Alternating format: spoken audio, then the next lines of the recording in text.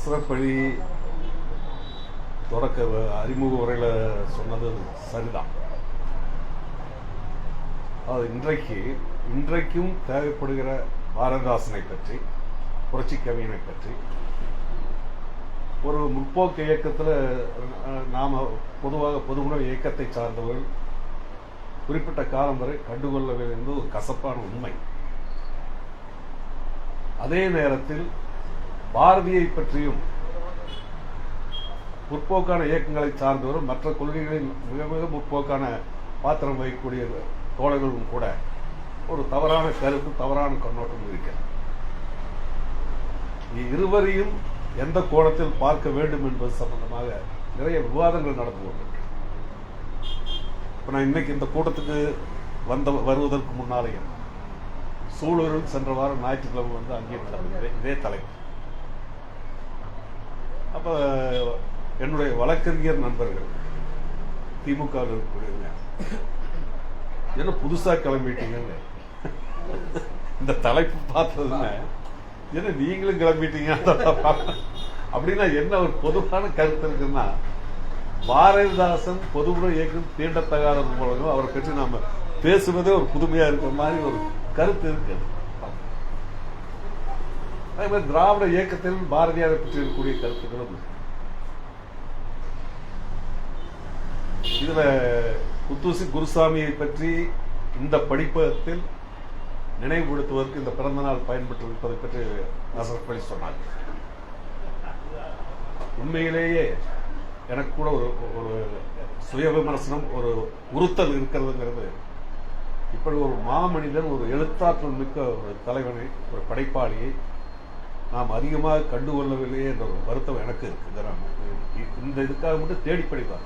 நிறைய புத்தகங்கள் குத்தூசியாருடைய புத்தகங்கள் இருந்தாலும் கூட பாரதியாரை பற்றி, மற்ற தலைவரை பற்றி, மற்ற கவிஞரை பற்றி நாம் ஆழமாக பார்த்த அளவுக்கு இந்த படிப்பதற்கு எந்த பெயராக அவரை குத்தூசியாரை பற்றி கண்டுகொள்ளாமல் இருந்தது வருத்தத்துக்குரிய செய்தி.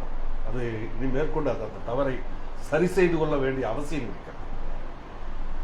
எழுத்து வேந்தன் சொன்னார் கதிரவன்.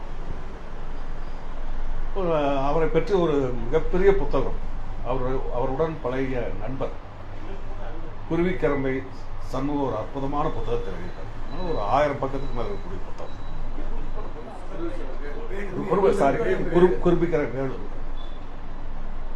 குரும்பிக்கரவை வேலு எழுதின அந்த புத்தகத்திலிருந்து சில பகுதிகள் மட்டுமல்ல, அதை படிக்கிற போது அவருடைய எழுத்து நடை, நையாண்டி, அதே மாதிரி தமிழுக்கு இருக்கக்கூடிய வேகம், அதெல்லாம் பார்த்தீங்கன்னா ஆச்சரியப்பட, இன்னைக்கு நம்ம அதை எடுத்து படிச்சோம்னா ரொம்ப ரொம்ப ஆச்சரியப்பட வேண்டியது. இது வந்து இங்கிலாந்தை சேர்ந்த ஒரு பெரிய சிந்தனையாளர், இலக்கியத்திற்காக கணித மேதை, அதே சேர்ந்து இலக்கிய மேதையும் கூட, பெர்ட்ராண்ட் ரசல். அவர் நோபல் பரிசு பெற்றவர். அவர் ஒருத்தர் தான் உலகத்திலேயே 2000 வருடங்களுக்கு முன்னாடி அது நடந்திருக்கு. ஆனா சமீப காலத்தில் 20ஆம் நூற்றாண்டில் தன்னுடைய மரண சாசனத்தை அவரே எழுதுற, சாகருக்கு முன்னாடி உயிரோடு இருக்கீங்க, இதுதான் என்னுடைய மரண சாசனம், என்னுடைய சமாதியில் இருக்க வேண்டிய வாசகங்கள் அப்படின்னு சொல்லி மரண சாசனம் பெர்ட்ராண்ட் ரசல் எழுதியிருக்கார் லண்டன்ல. வேற நோபல் பரிசு வேணும். அதே மாதிரி தமிழகத்தில் குத்தூசியாரை தவிர வேற யார் இது அப்படி ஒரு யாருக்கு அந்த எண்ணமே தோன்றுனது. முதல் முறையா குத்தூசி குருசாமி அவர்கள் தான். இன்னைக்கு 2 நாளைக்கு முன்னால 23ஆம் தேதி அவருடைய பிறந்த நாள். அவருக்கு 53 வயது நடக்கல. 1906 பிறக்கிறாரு. 1959 5/2/1959 குடியரசில் அது வெளியாயிருக்கு. அது அவருடைய குத்தூசி குருசாமி எழுதிய மரண சாசனம். அதை நம்ம நாளைக்கே அந்த புத்தகம் நீங்க ஒவ்வொருத்தர் படிச்சு பார்த்தீங்கன்னா மிகுந்த ஆச்சரியம். அவருடைய எழுத்து நடை மட்டுமல்ல, பொது வாழ்க்கையில் இருப்பவருடைய நிலைமை, கதி, கடைசி காலத்தில் என்ன ஆகும், அவர்கள் எந்த லட்சியத்துக்காக ஒரு வாழ்க்கையை தியாகம் பண்ணார்களோ அந்த தியாகம் நிறைவேறவில்லை என்றால் எவ்வளவு வருத்தம் ஏற்படுங்கிறது வந்து அந்த மரண சாசனம் படிச்சதுன்னா ஆச்சரியமா இருக்கு. அதை நீங்க கட்டாயம் ஒவ்வொருத்தரும் வந்து வரிக்கு வரி சொற்கள் சொல்லு படித்து உணர வேண்டிய ஒரு மரண சாசனம். 53 வயசுல எழுதுறாரு. இது எப்படி அதனுடைய நடை எப்படி ஆச்சரியமா இருக்குன்னா, பொதுமக்கள் வந்து அது கல்வெட்டு வைக்கிற மாதிரி, பொதுமக்கள் வந்து அவருடைய சமாதியில ஒரு கல்வெட்டு வைக்கிற மாதிரி, அப்படி அவங்க அவங்க சொல்ற மாதிரி வருது. பொதுமக்களே ஒரு கல்வெட்டு வைக்கிற மாதிரி சமாதி, இவருடைய சமாதியில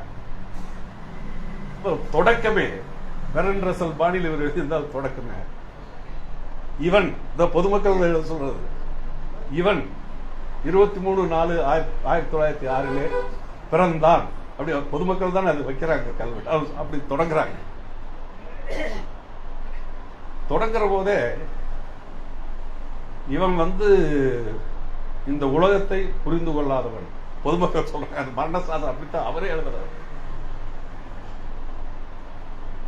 பல்லாயிரம் ரூபாய் வருமானம் வரக்கூடிய மத்திய அரசு வேலையை கொள்கைக்காக துறந்தவன், பொதுமக்கள் சொல்றாங்க.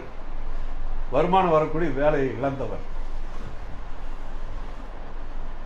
பணம் பட்டம் பதவி மீது ஆசை இல்லாதவர், அப்படின்னு இந்த ஆள் காட்டில் இருந்திருக்க வேண்டியதுதான். அப்படி பொதுமக்கள் விலங்குகள், காட்டில் இருக்கிற விலங்குகளும் பறவைகளும் தான் இதுக்கு ஆசைப்படாது. மனுஷனா இருந்தால் அது ஆசைப்படணும், பதவி பட்டம் பணத்துக்கு. இதெல்லாம் விரும்பாத ஆளா இருக்காரு. அளவுக்கு மீறின நேர்மையாளனா இருக்கா, அத பொதுமக்கள் சொல்ற குற்றச்சாட்டு. அளவுக்கு மீறின நேர்மையாளனா இருக்கான். இவனை யார் நேர்மையா இருக்க சொல்ல? இவன் அவன் தான் வருது அந்த இதுல. ரொம்ப அசாத்தியமான நக்கல் நையாண்டி. இவனை யார் நேர்மையாக இருக்க சொன்னது? இவன் நேர்மையாக இருந்து கேட்டாலும் பரவாயில்லை, மற்றவர்களும் அப்படி இருக்க வேண்டும் என்று நினைக்கிறான். மற்றவர்களும் அப்படி நேர்மையான பாதையில் இருக்க வேண்டும் என்று பகற்கனவு காண்கிறான். பகற்கனவு கண்டே மாண்டான், அது பகற்கனவுங்கிறான்.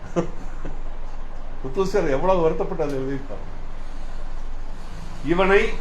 இவன் அவரது பொதுமக்கள் தான் சொல்றாங்க. இவனை சில பேர் தான் அறிவாளி என்று மெச்சுகிறார்கள். அப்படி மெச்சுகிறவர்கள் இந்த உலகத்தினுடைய நடைமுறை வாழ்க்கை பழக்க வழக்கங்கள் தெரியாத பன்னாடைகள். மெட்ராஸ் என்ன அழகான வாதம். இப்படி அறிவாளின்னு சொல்றவனுக்கு பூரா பன்னாடைகள். சரி, வேலைத்தான் விட்டுட்டு வந்தாரு. அவருக்கு வேண்டிய சில கோடீஸ்வரர்கள் நத்தி பிழைக்கிறதுக்கான வாய்ப்பு இருந்தும் அதையும் கூட இருந்தாலும் செய்யல. காக்கா பிடிக்கிறது வந்து அவருக்கு தெரியல. இவன் நடந்ததோ கல்லும் முள்ளும் நிறைந்த காட்டு பாதை, அதில் மற்றவர்களும் நடக்கும்படி தூண்டினான். அதாவது எப்படி விவரம் இல்லாத ஆளு அப்படி அந்த சித்தரிச்சு அந்த வரியில எது வாழ்க்கையில் இன்பம் என்று சொன்னால், தன்னுடைய லட்சியத்தின் மீது உழைத்ததற்காக மனதளவில் கிடைக்கிற இன்பம் தன்னுடைய இன்பம் என்று சொல்லுகிறான். இவன் சொல்றாங்க அந்த சமாதியில் எழுதி வைக்கிறது. இது வாழ்க்கையில் தோல்வியுற்றவர்களுடைய விரக்தி வாசகங்கள் அப்படின்னு அதை எழுதி வைக்கிற அந்த கல்வி. இந்த மனிதன் இவனுக்கு நாங்கள் சொந்த செலவில் இந்த கல்வெட்டு பதிக்கிறோம். இது ஏதோ இவன் மீது இருக்கிற மரியாதையினால் அல்ல. இவன் ஒரு தமிழருக்கு அபாய அறிவிப்பு. இவன் பாதையை பின்பற்றி அழிந்து போகாதீர்கள் என்று சொல்லுகிற அபாய அறிவிப்பு. அதான் சமாதியில் இருக்கிறது. இவனும் அபாயமானவன், இந்த அறிவிப்பு பலகை கீழே இருப்பவனும் அபாயகரமானவன். புதைச்சிருக்காங்க இப்படிக்கு. தமிழன் ஏமாந்து போகாம இருக்கிறதுக்காக அபாய அறிவு, அதுக்காக தான் அந்த கல் நட்டுருக்குதுங்கிறான். இப்படிக்கு எக்காலத்திலும் இவனை மதிக்காத பொதுமக்கள். இப்படிக்கு அந்த ஊர் பொதுமக்கள் அந்த இருக்கிறத இது எத்தனை பேர் பொருந்தது? பொது வாழ்க்கைக்கு வந்தவர்கள் அவருடைய கனவு வந்து பகற்கனவாக போகிற பொழுது, லட்சியம் நிறைவேறாத பொழுது, நான் அந்த கடிதம் கண்ணீரோட வேண்டிய கடிதம். சொந்தமாகவும் சொத்து சேர்த்துக்கல, சீர்திருத்த திருமணம் என்று ஒரு திருமணத்தை பண்ணி அது மூலமாகவும் சொத்து வரல. இவரை வந்து அறிவாளின்னு சொல்லி எப்படி ஏத்துக்கிறதுன்னு சொல்லி பல விமர்சனம் சொல்லி அந்த கல்லை நாட்டுறாரு. அப்படின்னு அதுல சொல்லிருக்கூடிய விஷயங்கள் வந்து அவரை பற்றி, அவர் அந்த பழைய பட்டதாரி 27 பட்டம் வாங்கி வந்தது, இதெல்லாம் வாழ்க்கை பற்றி நம்ம கூடுதலாக அதை படிக்க வேண்டும். 5000க்கும் மேற்பட்ட கட்டுரைகள், தலையங்கங்கள் எழுதின சாதாரண விஷயம். வாழ்ந்த அந்த 59 ஆண்டுகள். அது என்ன ஆச்சரியம்னா, அந்த இவர் 59 இந்த இதை எழுதுற மரண சாசனத்தை, அது இவன் அந்த 23/4/1906 பிறந்தான். 10/4/1969 இறந்தான். இன்னும் ஒரு 63 ஆண்டு காலம் நம்ம உயிரோடு இருக்கணும்னு நம்பி இருக்கார் ஒரு கட்டத்தில் 59. ஆனா 65 இறந்தார். இருந்தாலும் அது அந்த மரண சாசனம் என்று வருவதே அவருடைய எழுத்தாற்றலுக்குரிய ஒரு அற்புதமான சாட்சி. சாதாரண ஆவணம். அதே மாதிரி பாரதிதாசனை பற்றி வருகிற பொழுது நம்ம சண்முக சுந்தரம் அழகாக குறிப்பிட்டார். பாரதியையும் பாரதிதாசனையும் தமிழுக்கு இரு கண்களாக பார்க்க வேண்டும் என்பது என்னுடைய பணிவான கருத்து. அது காரணம், 20ஆம் நூற்றாண்டில் தோன்றிய இணையற்ற கவிஞர், 20ஆம் நூற்றாண்டினுடைய தமிழ் பெற்றெடுத்த இணையற்ற கவிஞர் பாரதிதாசனும் சண்முக சுந்தரம். அவருக்கு ஒரு பரிணாம வளர்ச்சி இருக்கு. பாரதிதாசனை பொது உடைமை இயக்கத்தை சார்ந்தவர் தவறாக கணக்கு போட்ட காலம் ஒன்று இருந்தது, நான் இல்லைன்னு சொல்றேன். பாரதியாரை மேடைகளில் முழங்கிய அளவுக்கு பாரதிதாசனை அதிக கண்டுகொள்ளாத காலம் ஒன்று இருந்தது. அதை முதலில் மாற்றியது பொது உடைமை இயக்கத்திலிருந்து புதுச்சேரி மாநிலத்தை பிரெஞ்சு காலனி ஆதிக்கத்தை எதிர்த்து நடைபெற்ற போராட்டத்திலிருந்து அந்த நாட்டினுடைய மிகப்பெரும் மக்கள் தலைவர், பொது உடைமை இயக்கத்தினுடைய தலைவர் வா சுப்பையா, VS என்று அழைக்கக்கூடிய வா சுப்பையா, அவர் தான் முதல் பாரதிதாசனுக்கு மிக நெருக்கமான பொது உடைமைக்கு சார்ந்த இயக்கத்தை சார்ந்த தலைவர்.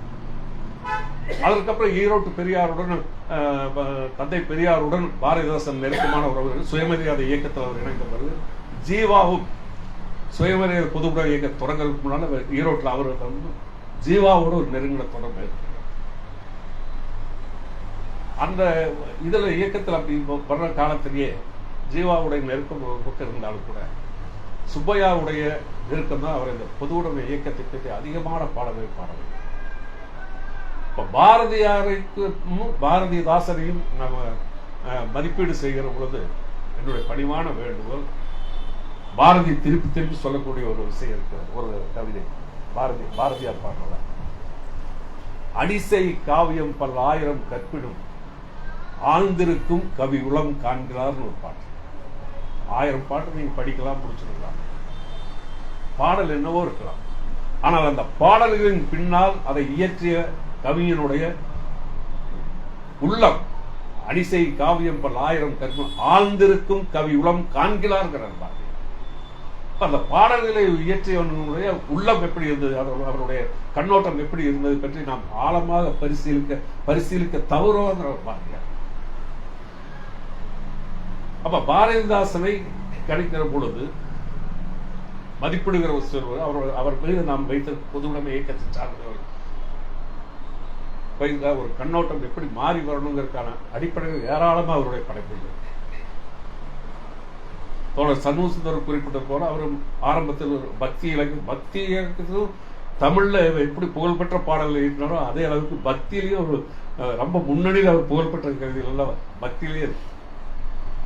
மயிலம் சுப்பிரமணியர் துதி அமுது என்ற பாடல் புத்தகங்களாக சின்ன புத்தகம் அச்சிடப்பட்டு பல்லாயிரக்கணக்கில் சென்னையிலிருந்து கன்னியாகுமரி வித்து இருக்கு. இது பாரதிதாசன் எழுதின புத்தகம். அது வேற ஒரு நண்பருக்கு பதிப்பிச்சிருக்காரு. மயிலம் சுப்பிரமணிய துதி அமுது அப்படிங்கிற தலைப்புல ஒரு பக்தி பாடல் போட்டார். அது ஒரு கட்டம்.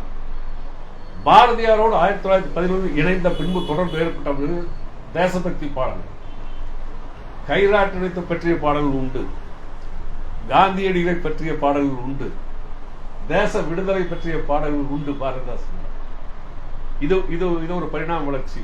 கடவுள் பக்தியிலிருந்து தேச விடுதலை, கைராட்டினம், சுதந்திர போராட்டம் பற்றியெல்லாம் அது ஒரு குறிப்பிட்ட காலம் வரை. பொது உடைமை இயக்கத்தோடு வா சுப்பையாவோடு ஏற்பட்ட தொடர்பு, ஜீவாவோடு ஏற்பட்ட தொடர்புக்கு பின்னால் அதிகமாக தொழிலாளரை பற்றி, தொழிலாளர் இயக்கத்தை பற்றி, பாரதியை விட பாரதிதாசனுக்கு தொழிற்சங்க அனுபவம், தொழிற்சங்கத்தை பற்றி தெரிந்து கொள்ளக்கூடிய வாய்ப்புகள் கூடுதலாக இருந்தன அந்த காலகட்டம். அது ஒரு காரணம். பாரதியார் வாழ்ந்த காலத்தில் நேரடியாக ஒரு தொழிற்சங்கத்தோடு தொடர்பு கொண்டார். ஆனால் பத்திரிகையாளர் என்ற முறையில் உணர்ச்சி பூர்வமாக பல செய்திகளை கிடைத்ததை வைத்து ஆகவென்று எழுதுவார் யுக புரட்சின்னு சொல்லி அந்த மாகாணி பராசக்தி கடைக்கன் வைத்தார். இப்போ ருசியாவில் எழுந்த புரட்சியை பற்றி பாரதி சொல்லுவது அருமையாக பாடியிருக்கார். 30 கோடி ஜனங்களின் சங்கம் முழுமைக்கும் பொது உடைமை, ஒப்பில்லாத சமுதாயம், அது உலகத்துக்கு ஒரு புதுமையும் பாடியும் பாருங்க. இப்ப பொது உடைமைன்னு வரக்கூடிய சொல்ல மேலோட்டமாக மட்டுமல்ல, ஒரு உணர்ச்சி பூர்வமாக ரஷ்ய புரட்சி, அப்புறம் பொது உடைமை தத்துவம் பற்றியெல்லாம் குறிப்பிடுறார் பாரதியார். ஆனால் பாரதியின் தாசன் தன்னுடைய குருவை மிஞ்சிய சிஷியன் என்பதை பொது உடைமை கருத்துக்களை பாடுகிற பொழுது பல இடங்களில் நிரூபிச்சிருக்கார். பல இடங்கள், பல பாடல்கள். அதை ஏன் நாம் பார்க்க தவறினோங்கிறத நம்ம விமர்சனம். திராவிட நாடுக்கு பிரிவினையை கேட்டதால், இந்தி மொழியை எதிர்த்ததால், ஆதிக்கத்தை எதிர்த்ததால், தமிழுக்கு முன்னுரிமை கொடுத்து இயற்றிய பல பாடல்களால், பொதுப்புட இயக்கத்துக்கு நாட்டை துண்டாடுவதா, இந்த நாட்டின் ஒற்றுமைக்கு வேட்டு வைப்பதா, இந்த நாட்டின் பிரிவினையை வலியுறுத்துவதா, அப்படி என்றால் அவன் நம்முடைய கவிஞன் அல்ல. அப்படி ஒரு விமர்சனம் திராவிட நாடு கேட்ட ஒரு காரணத்திற்காக. அப்ப அது மட்டும் தவறுதானா?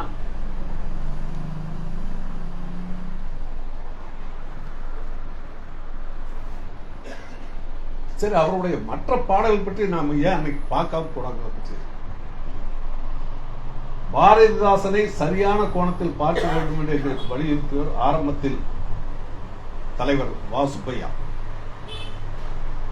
ஜீவா கூட அவ்வளவு வலியுறுத்தல. பாரதியை பாடிய அளவுக்கு ஜீவா மேடைகளில் பாரதிதாசனை புகழ்ந்து பாடவில்லை. அதெல்லாம் ஒரு வருத்தமான விஷயம்.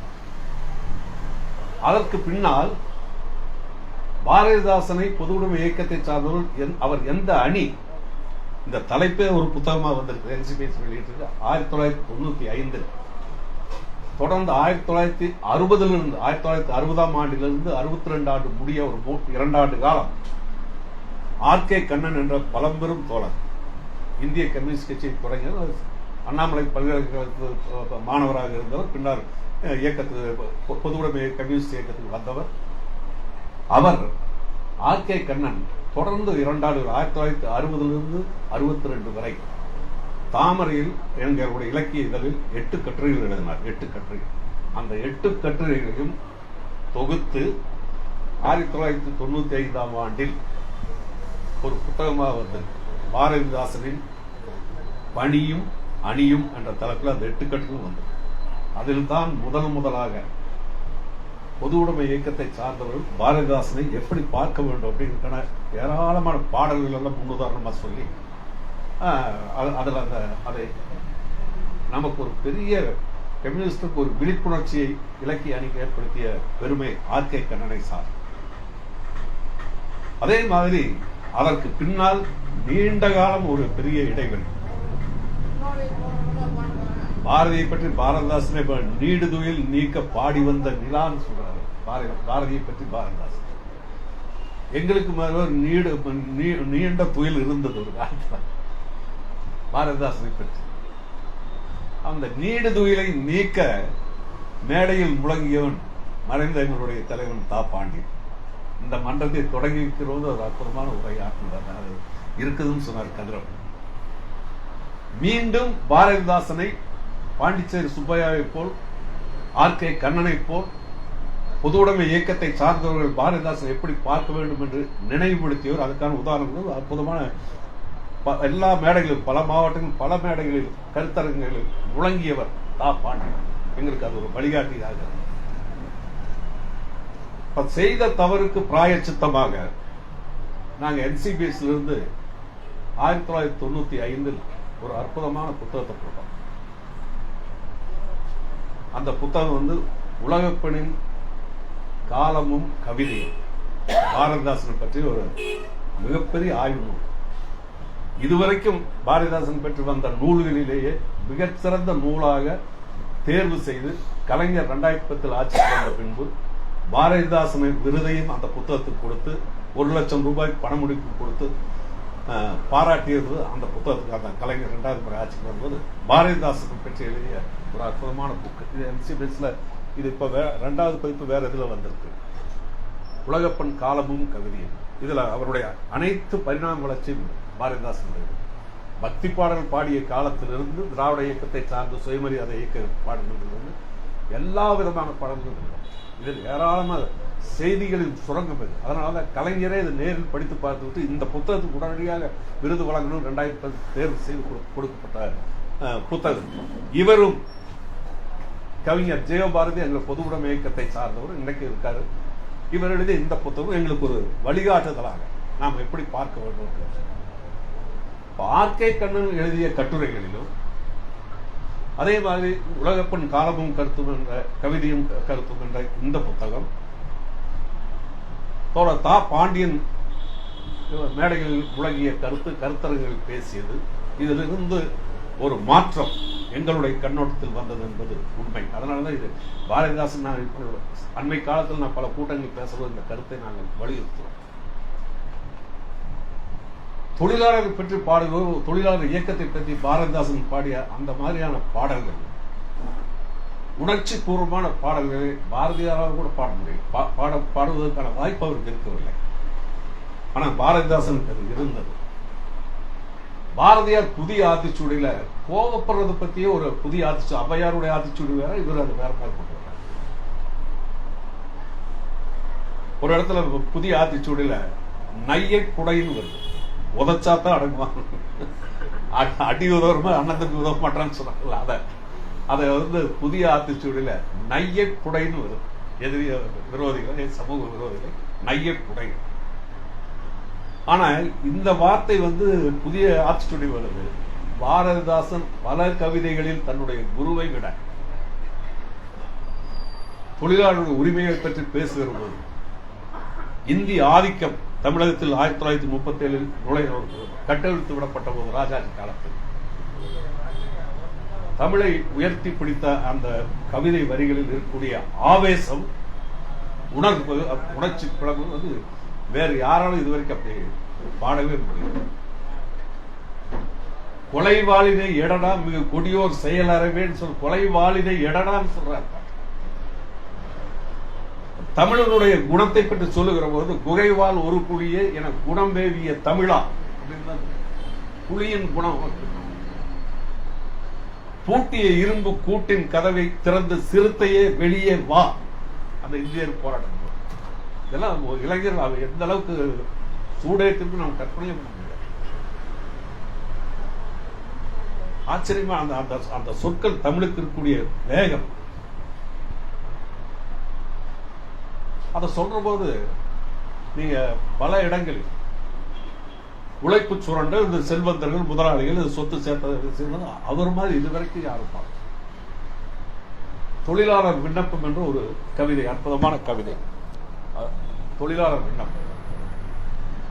அதுல இந்த உலகத்தை உண்டாக்குனது பிடிச்ச எல்லாம் நிறைய பாரதிதாசன் நிறைய வரிகளில் பாடிட்டு சூழ்ந்து கிடந்தோம் இந்த புவி தொழிலாளர் எங்கள் நிலைமையை கேளீர் அப்படின்னு சொல்ல, நாடுகள் உண்டாக்குறது, வீதிகள் உண்டாக்குறது, அதெல்லாம் வரிசையா பாடிட்டு வர்றாங்க. இந்த உழைப்பின் காரணமாக இந்த உலகமே உண்டாயிட்டு, இந்த உலகம் நல்லா நிறைய அதை வர்ணனை செய்துட்டு எங்கள் நிலைமையை கேளீர் அப்படின்னு சொல்ற இடத்துல இதெல்லாம் தான் எப்படி நம்முடைய கண்களுக்கு படாமல் போயிருக்க முடியும். பொதுவுடைமை கந்தை அணிந்தோ, இரு கைகளை விரித்து மெய்யினை போர்த்தோ, மொந்தையில் கஞ்சியை பலரும் மொய்த்து குடித்து பசித்து கிடந்தோம். அதுல இருக்கிறது கொஞ்சம் தான் கஞ்சி. ஒரு குடும்பமே அதுல குடிச்சு ஒன்னும் தொழிலாளிகள் யாரும் அந்த குடும்பம் எல்லாம் ஒன்னும் பசியாற்றி கொள்ளணும். மொய்த்து குடித்து பசித்து கிடந்தோங்கிற வார்த்தை. இதெல்லாம் கோடி தங்கம் கொடுத்தாலும் மதிப்பெறாத அற்புதமான சந்தை மாடாய் சந்ததமும் தங்குவதற்கு வீடு இல்லாத தங்கற்கு வீடு இல்லாமல் கிடந்தோம். சிந்தை மெலிந்தோம். நாங்கள் செய்த சேவைக்கு இது நன்றி கடன் இருந்தாலும் கேட்கிறார் அந்த பாடம். தொழிலாளருடைய விண்ணப்பம் யாரை பார்த்து கேட்கிறாருன்னா அங்கதான் வித்தியாசம் பாரதியாருக்கும் பாரதிதாசனுக்கும். யாரை பார்த்து கேட்கிறாரு? நாங்க செஞ்ச வேலைக்கெல்லாம் உழைப்புக்கெல்லாம் இதுதான் செய் நின்று இதுதானான்னு கேட்டு மதத்தின் தலைவீர், மதத்து தலைவர் இல்லை, மண்ணை வளைத்து போட்ட அண்ணாத்தை மாறுகிறேன்,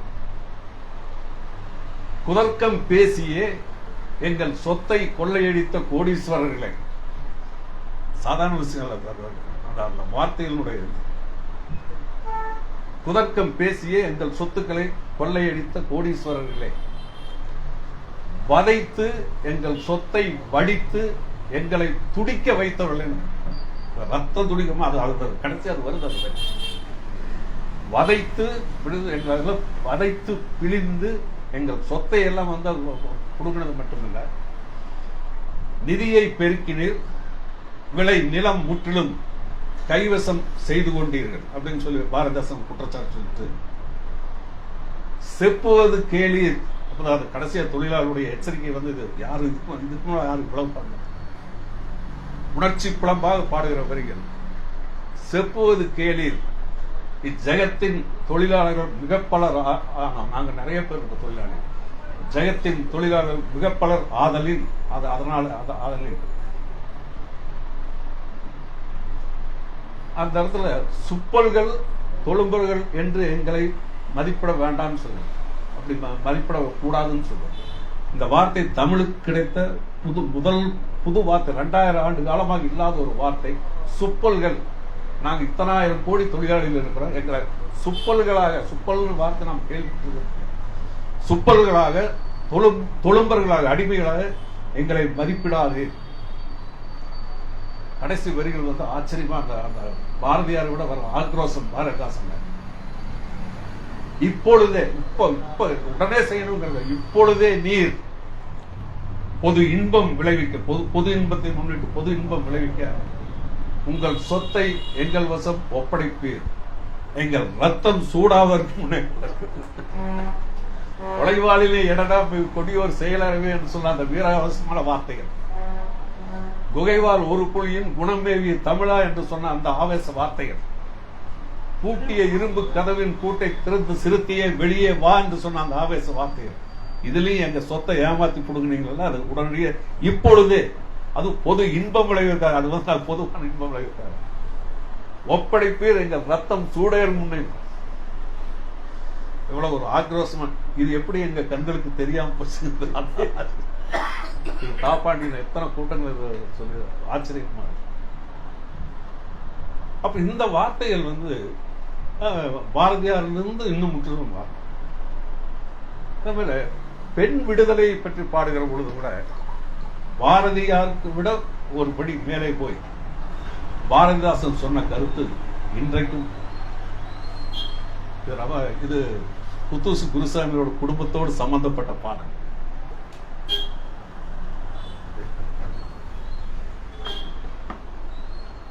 அவருடைய குத்தூசியார் குடும்பம் கடலூரில் குடியிருந்திருக்கு. கடலூர்ல 1935 ஆண்டுல. அப்ப குத்தூசியாருடைய மனைவி குஞ்சிதம் குருசாமி அவர்களுக்கு பெண் குழந்தை, பேர் வச்சது பெரியார், ரஷ்யான், டாக்டர் ரஷ்யா. அவங்க எம்ஜிஆர் மருத்துவ பல்கலைக்கழகத்துல பதிவாளராக இருந்து ஓய்வு பெற்றாங்க. ரஷ்யா என்ற பெயர் வைத்து எல்லா ஊருக்கும் போயிட்டு வந்து 32 சோவியத் யூனியன் போயிட்டு வந்ததுல இருந்து எல்லா இடங்களும் பல பேருக்கு. அப்புறம் தினமணியில மற்ற பார்ப்பன பத்திரிகையில எழுதினாங்க, ஒரு நாட்டினுடைய பேரை குழந்தைக்கு வச்சிருக்காரு ரஷ்யா. அப்புறம் பழனிங்கிறது எந்த ஊருடான்னு கேட்டாரு பையன். அவர்கிட்ட எப்பவுமே அந்த நக்கலாக்காக பெரியார பெரியாரை மாதிரி யாரும் நான் இங்கேயும் அநேகமா வேற கூட்டத்தில் நான் சொல்லியிருக்கேன்னு நினைக்கிறேன். மனு தர்ம சாஸ்திரத்தில் நெத்தியிலிருந்து மனு தர்மம் சாந்தோக்கிய உபநிடத்துல சொல்லுதே, நால்வர்ண ஜாதியில் யார் யார் எங்கே பிரம்மனினுடைய உடலில் பிறந்தா இப்ப நெற்றியில் பார்ப்பனரும், நெஞ்சிலே சத்திரரும், தொடையிலே வைசியர்களும், பாதத்திலே சூத்திரரும் சொல்லியிருக்க அவர் பிறந்தாராங்கன்னு சொல்லி சொன்னேன். இது அவர் கும்பகோணத்துல தந்தை பெரியார் இதை பேசிட்டு இதற்காகவே இந்த உபநடனங்கள் மனு தர்மத்தை தீ வைத்து கொளுத்த வேண்டும் சொன்ன போது ஒரு ஆதிதிராவிட தோழர்கள் பெரியாருக்கு எப்பவுமே கேள்விகள் கேட்கறது பிடிக்கும். ஒரு தாழ்த்தப்பட்ட சகோதரர் இருந்துச்சு. இப்ப நெத்தியில ஒருத்தன், நெஞ்சில ஒருத்தன், தொடையில ஒருத்தன், பாதத்தில் ஒருத்தன், நாங்க இங்கதான் பிறந்தோம். அப்படி ஏதாவது புராணங்கள் எழுதி வச்சிருக்கான்னு கேட்டது. நீங்க ஒருத்தன் தாண்டா மனுஷனுக்கு பிறந்தது. நாலு வருணத்துக்கு சொல்லலாம். இயற்கையா மனிதனுக்கு பிறந்தது நீ ஒருத்தன் தாண்டா சிங்கக்குட்டின்னு அந்த மாதிரி சொல்றதுக்கு வேற யாருக்கு துணிச்சு வராது. அவர்னாலதான் முடியும். அதுதான் தந்தை பெரியார்.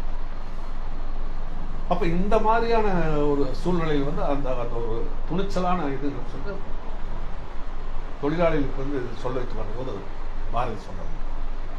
பொதுவுடைமை இயக்கத்துக்கு பகுத்தறிவு, தன்மானம், இந்த இதோட மூடநம்பிக்கை ஒழிப்பு அப்படிங்கிற அதோடு சேர்த்து வர்ற போது பாரதிதாசனுடைய இந்த இடத்தில் நான் திரும்ப சொல்றது என்னன்னா, எல்லா கூட்டங்களிலும் சினிமா ஒரு பவர்ஃபுல் மீடியம். அநேகமாக பாரதியார் பாடல்கள் ஜீவா பட்டி தொட்டி எங்கும் பரப்பியதை விட கப்பலோட்டிய தமிழன் மூலமாகவும், அப்புறம் சிவாஜி நடித்த இன்னொரு படம் சிந்து நதியின் திசை நிலவெளியில், இந்த மாதிரியான அதே படம் இந்த இன்னொரு படத்துலயும். அப்ப சினிமா மூலமா வந்ததுதான் தான் பாரதியார் அதிகமா தெரிய வந்திருக்காரு தமிழ்நாடு. அது கூட 60 வயசுக்காரருக்கு தான். இப்ப யார் அந்த படத்தை பார்க்க போறாங்க? அது இல்ல, நாங்க அதை பார்ப்போம். அதே மாதிரி எம்ஜிஆரோட அரசியல் நம்ம எத்தனையோ மாறுபடலாம், கருத்து மாறுபடலாம். பாரதிதாசன் பாடல்கள் இன்றைக்கு கிராமப்புறங்கள் உள்பட இளைஞர் மத்தியில் போய் சேருவதற்கு காரணமாக இருந்தது. அவர் நடித்த 4 திரைப்படங்களில் பாரதிதாசன் பாடலுக்கு முதலில் கலைஞர் கொண்டு வந்தது 1952 பராசக்தி. நெஞ்சு பொறுத்ததிலே இந்த நிலையிட்ட மனிதர் பாரதியாரை கொண்டு வந்தார். பாரதியாரும் பாரதிதாசனும் அந்த படைப்புகள் மக்கள் மத்தியில் பரவுவதற்கு சினிமா ஒரு பவர்ஃபுல் மீடியமாக இருந்திருக்கு.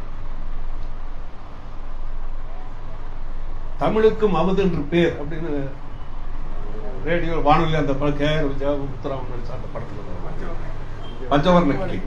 இப்ப பாடையில ஒருத்தர் போன வாரம் நம்ம ஸ்டூடெண்ட் ஒருத்தர் கேட்டாரு, வைரமுத்தா இதை எழுதியிருக்காங்க அப்படின்னா அவங்க எல்லாம் கவிஞர்களே அல்ல. பாரதியோ பாரதிதாசனோ இவங்க எல்லாம் கவிஞர்களே அல்ல. வாலி எழுதுனா வாலி கூட இப்ப நான் யாரும் நினைச்சு பாக்குறது இல்ல. வைரமுத்து இன்னும் கொஞ்சம் பிக்சர் இருக்காது. அப்போ அப்படி கேட்கிற காலம். அப்ப தமிழை இந்த அளவுக்கு வேற, தமிழ் எங்கள் தாய், எங்கள் சமூகத்தின் வேர். தமிழுக்கு இவ்வளவு மிகுந்த உயர்வான இடம் கொடுத்தாரு. பாரதி பாடினது தமிழுக்கு அவர் அதிக முக்கியத்துவம் கொடுத்திருக்காரு. அந்த பாடல் அது தனி. ஆனா இவருடைய இது கொண்டு வருவது, மங்கை ஒருத்து கொடுக்கும் சுகத்தை விட தமிழ் கொடுக்கும் சுகம் அதிகமே. அந்த மொழி எனக்கு கொடுத்தது உலகத்திலேயே அதிக இன்பம் மாதம் செக்ஸ். ஆனா அதை விட கூடுதல் இன்பம் என்னுடைய மொழி எனக்கு கொடுத்தது. ஆனா அந்த காலகட்டம் அது 1937 ராஜாஜி வந்ததும் 10 நாளில் இந்திய அப்ப நம்ம ஆந்திராவில் சில மாவட்டங்கள், கேரளாவில் சில மாவட்டங்கள், தமிழ்நாடு, கர்நாடகத்தில் கூர்க்கு இதெல்லாம் சேர்ந்ததான் மதராஸ் பிரசிடென்சி, மதராஸ் மா. அப்ப இந்த பகுதியில் தமிழகத்தில் மட்டும் 165 பள்ளிகளில் இது கொண்டு வருவோம், இந்தியை கொண்டு வருவோம்னு சொன்னது. அப்ப இது கொதித்தெழுந்த பாரதிதாசன் இந்த தேசிய இயக்கத்தில் நாம் இருப்பது வீண் என்றது. மொழி இந்திய போராட்டம், மொழி போராட்டம், பல முற்போக்கான அறிஞர்கள், டி.ஆ.ப. விஸ்வநாதன், மரமிலை அடிகள், நாவலர் சோமசுந்தர் பாரதியார் போன்ற பெரிய அறிஞர்களோடு தந்தை பெரியாரும் இணைத்துக் கொண்டு மிகப்பெரிய ஒரு மொழி போர் நடந்தது. அப்ப அந்த காலகட்டம் அப்ப அந்த கவிஞன் ஒரு காலத்தின் வெளிப்பாடுன்னு சொல்றது ஒரு ஆங்கில அறிஞர் சொல்ற, ஒரு கவிஞன் ஒரு காலத்தினுடைய கண்ணாடி அப்படின்னு சொல்றது முற்றிலும் சரி என்பது நம்முடைய அனுபவம். பாரதி எப்படி காலத்தின் வெளிப்பாடு, சுதந்திர போராட்டத்தை தவிர அவர்களிடம் பாட வேண்டிய இது இல்ல நெருக்கடி அவர் பாரதிக்கு வந்தது என்பது முழுக்க முழுக்க அந்நியருடைய ஆட்சி, அந்த சுதந்திர போராட்டம். மக்கள் மத்தியில் இருந்த அடிமைத்தனத்தை நீக்குவதற்கும் விழித்தலை செய்வதற்கும் அந்த பாடல்கள் வேண்டும் என்று தோன்றிய பாரதியினுடைய பாடல் இன்னைக்கு அது படிச்சது சாதாரண விஷயம். இப்ப பாரதியுடைய பாடல்களையும் படிக்கிறோம், நம்ம பாரதிதாசனையும் படிக்கிறோம். பாரதி ஏன் அந்த காலத்தின் சுதந்திர போராட்டத்தை உயர்த்தி கொடுத்தால், பாரதிதாசன் ஏன் மொழிப்போருக்கு வந்து அதிக முக்கியத்துவம் தமிழுக்கும் கொடுத்தாங்க, அந்த காலத்தின் கட்டாயம், அதுதான் அந்த அவசியம், அந்த அரசியல் சூழ்நிலை ஏற்பட்டு இருக்கிற. இப்ப பாரதி பாடுற போது அதோட 4-5 வரிகள் வந்து இதுல வந்துட்டு பராசக்தி படத்துல கூட வந்தது. இந்த நெஞ்சு பொறுக்குது இல்லையா அந்த பாடம் முதலில் பராசக்தி தான். இப்ப நெஞ்சு பொறுக்குது இல்லையே, இந்த நிலைகட்ட மனிதரை நினைந்து விட்டால் அஞ்சி அஞ்சி சாவார் இவர் அஞ்சாத பொருளில்லை அவனியில். வஞ்சனை பேய்கள் என்பார், துஞ்சுது அந்த குளத்தில் என்பார், இந்த மரத்தில் என்பார், துஞ்சுது முகட்டில் என்பார். இப்போ மக்களுடைய மனநிலை, அந்த வெள்ளையர் ஆட்சி எதிர்க்கிற மனநிலை இல்லாத கோழைத்தனமாக இருந்தது. அவங்க தட்டி எழுப்ப வேண்டிய கடமை அன்றைக்கு பாதிக்கிறது.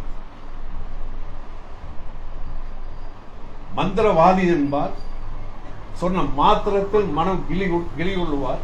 ஒன்றும் பண்ண மந்திரத்தில் இருக்கிற மந்திரங்கள் யந்திரங்கள், இன்னும் இவர் துயரோ பல்லாயிரங்கள் சொல்லி பாட வேண்டிய அவசியம். மூட நம்பிக்கைகள். அப்ப அந்த மூட நம்பிக்கைகளை எதிர்த்து தாக்கி போராட வேண்டிய அவசியம் பாரதிதாசன் காலத்தில் இன்னும் கூர்மையாக வந்ததால் அவருடைய பாடல்கள் அத்தனை. இப்ப நான் சொல்ல வந்து ஆச்சரியமான விஷயம், இவர் ஒரு விருதுக்கு தான் போயிருக்காரு. போற வழியில் பாடி செல்வது ரொம்ப பக்கம் இல்ல, கடலூர். அப்ப குத்தோசி குருசாமி அவர் வீட்டுக்கு அவங்க உணவு நேரம் போயிருக்காங்க. அப்ப குஞ்சிடம் குருசாமி அவர் அப்ப இந்த ரஷ்யா போந்த பிறந்தது. அப்ப சொன்னாங்க, புரட்சி கவிஞரை வந்து நான் ஒரு நல்ல தாலாட்டு பாட்டே இல்லை, இந்த அம்மா என்ன சொல்றது அது அந்த நினைவாக்குற அப்படி எழுதுறேன். இருக்கிறது பூரா பொம்மைகளை பற்றி பாடிய பாட்டு, பொம்மை கடவுள் பொம்மைகளை பற்றிய பாட்டு தான் இருக்குது. குழந்தைக்கு பாடுற பாட்டு ஒண்ணுமே இல்லை. நீங்க இன்னைக்கு விருந்து சமைக்கிறதுக்குள்ள என் குழந்தை ரஷ்யாவுக்கு தாலாட்டு பாடுறதுக்கு எனக்கு ஒரு பாடல் கூட, அந்த பாடல் உடனே கூட எவ்வளவு உணர்ச்சி கவிஞனா இருக்கிறனா எவ்வளவு. அதிலும் ஜாதி எதிர்ப்பு, மத எதிர்ப்பு, நாத்திய கருத்துக்கள், மூடநம்பிக்கை, குழந்தைக்கு பாடுற தாலாட்டு பாடல் அது அப்பவே உட்கார்ந்து. ரெண்டாவது, இவருக்கு பாரதியார் கூட இவருக்கும் பாரதிதாசனுக்கு நிறைய நகைச்சுவை உணர்வு உண்டு.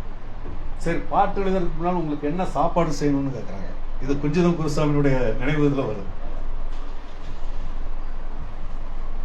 இவர் சொல்றாரு பாரதிதாசன், எனக்கு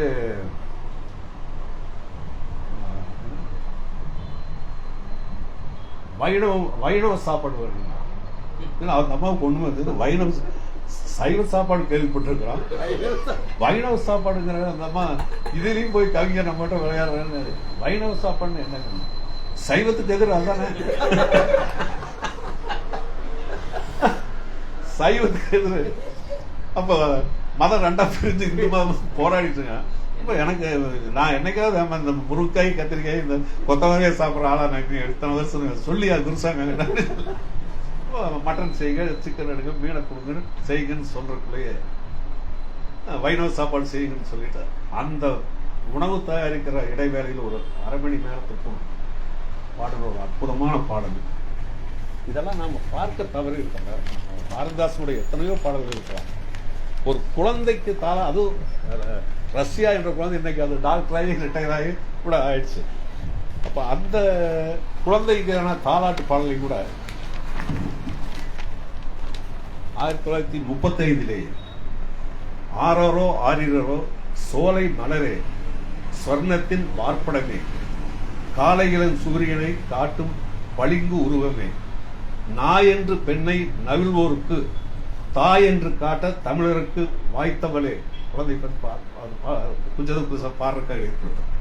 மின்னல் ஒளியே விலைமதிப்புள்ளா ரத்தனமே, கண்ணல் பிழிந்து கலந்த கனிச்சாறு. பழச்சாறுலையும் வந்து அதுல கரும்பு சாறு கலந்தது இன்னும் எப்படி இருக்காங்க.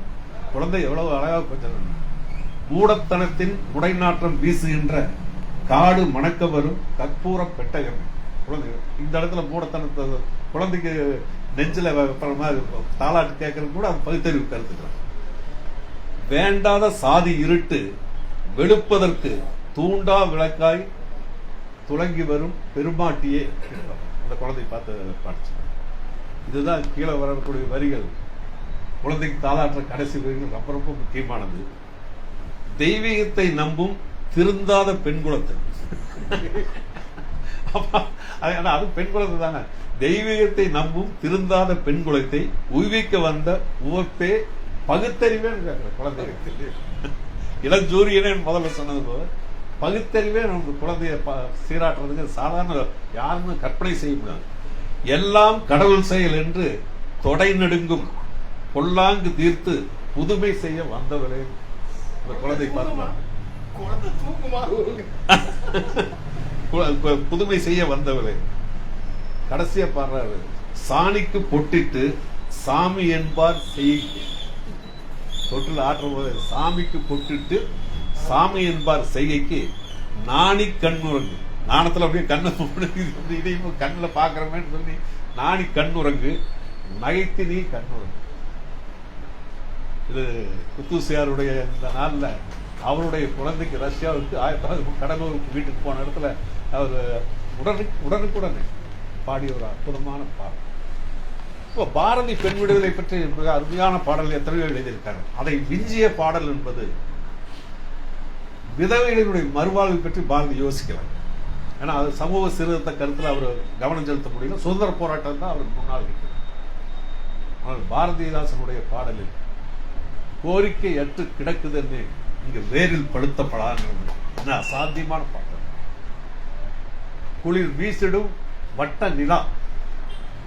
நீங்க இந்த பாட்டை அப்படியே எடுத்து நம்ம அந்த விதவை திருமணத்தை அவர்களோட படுற கொடுமைகள், சின்ன வயசுல அப்ப 15 வயசு 16 வயசுல இளம் விதவைகள் வந்து படுற அந்த கொடுமைகள், உடலுடைய தாகம், அதை அப்படியே அதுக்கு சமமாக பிரிந்து கொடுத்ததுல வைரமுத்து சும்மா அவரை கவிப்பேரரசு சொன்னார். அந்த இந்த பாட்டு ரேவதியினுடைய அந்த டான்ஸ் அந்த ஒரு அற்புதமான அந்த படம், விஜயகாந்த் படத்தில் அந்த பாடல். இது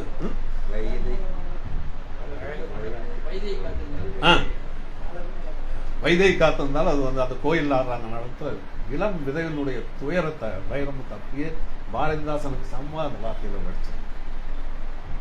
விடியாத இரவு ஒன்று இல்லை என்று ஊரார் சொன்ன வார்த்தை பொய்யானதுன்னு அதாவது ரேவதி ஆடுற இரவு எப்படி இருந்தாலும் விடிந்தா அது சொன்ன வார்த்தை என்னுடைய வாழ்க்கையில் பொய்யாகிவிட்டது. கைப்படாத வீணை,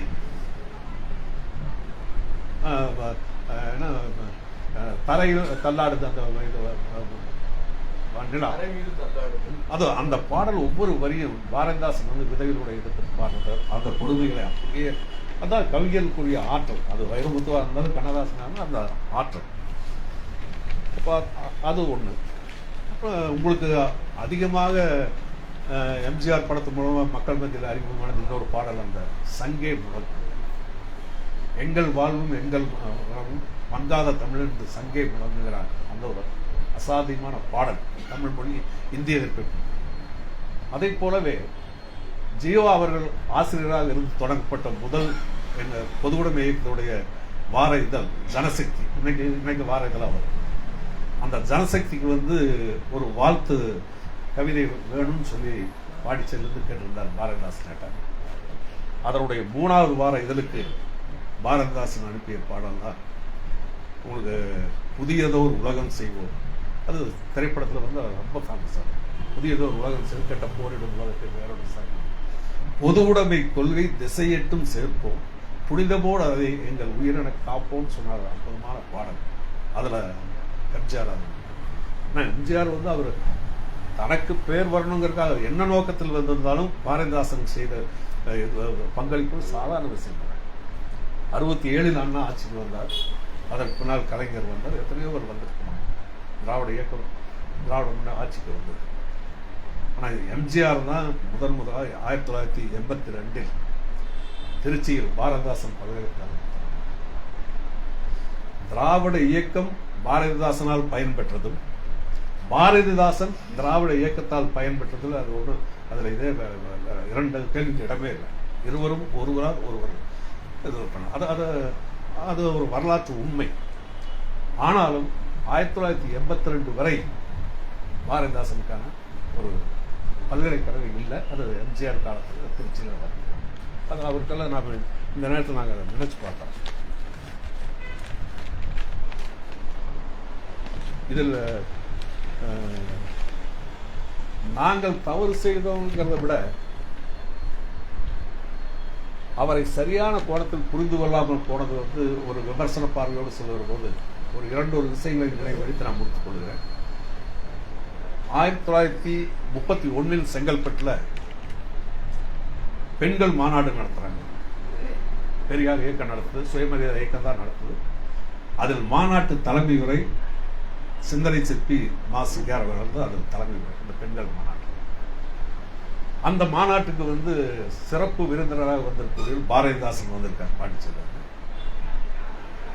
பாரதிதாசன் வந்திருக்கும்போது இந்த அப்பெல்லாம் மாநாட்டில் கலந்து கொள்ளக்கூடியவர்கள் அந்த அங்கே இருக்கிற பதிவேட்டில் தங்களுடைய பெயரை எழுதி நாம் இப்போ நாம் இங்கே கையெழுத்து வாங்கணும் எழுதி அவங்க கையெழுத்து போடுறாங்க. அதில் பாரதிதாசன் கையெழுத்து போட்டிருக்கிறது இப்போ வந்திருக்கு அந்த புத்தகம். அதனுடைய இதை ஆய்வில் நான் கொண்டு வந்த அந்த புத்தகத்தில் இருக்கு. சிங்காரவேலனின் தொண்டன் பாரதிதாசன். சிங்காரவேலன் தான் கூட்டத்தினுடைய தலைவர். அப்போ பொதுவுட இயக்கம் 31 அவருக்கு அந்த கொள்கையில் ஈர்ப்பு. அப்போ அதனால தான் அவர் கடைசியாக கூட சிங்காரவேலர் மறைந்த பொழுது 46 அவர் மறைகிறாரு. மறைந்த பொழுது ஒரு பாடின ஒரு அருமையான இது.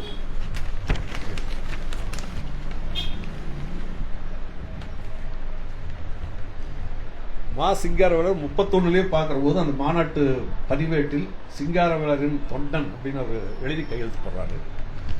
அவர் மறைந்த பொழுது அவர் எழுதிய பாரதிதாசன் எழுதிய பாடல் போர்க்குணம் மிக்க செயல் முன்னோடி சிங்காரவேலர் பற்றி சொல்றார். பொது உடைமைக்கு ஏகுக அவன் பின்னோடி அப்படி எழுதுறார். அவர் பற்றி எழுதுறார். ரெண்டாவது முழுக்க தொழிலாளர் இயக்கத்தில் ஆதரவாக வாசுபையா தொழிற்சங்க தலைவர் கட்சி தலைவர் மூலமாக பாரதிதாசனுக்கு அறிமுகம் ஏற்பட்ட காரணத்தால் அவருடைய பாடல்கள் பொது உடைமை கருத்துகள் ஏராளமான இடத்துல வரும். என்ன ஆச்சரியம்னா 1927 ஆண்டுல காரைக்கால் பகுதி, பாண்டிச்சேரியை சேர்ந்தது அந்த காரைக்கால் பகுதி. அங்க ஒரு தமிழாசிரியராக இருக்காங்க பாரதிதாசன்.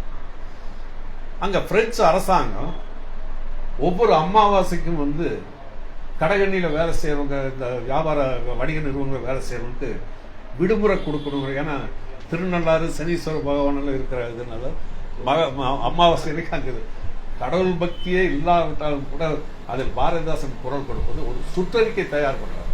கவிதை வழிமொழி அற்புதமான. அப்ப நீங்க கடை முதலாளிங்க சனீஸ்வரனை தரிசிக்கிறதுக்கு அமாவாசை கோயிலுக்கு போயிட்டு நீங்க வியாபாரத்தை பார்த்துட்டு இருப்பீங்க.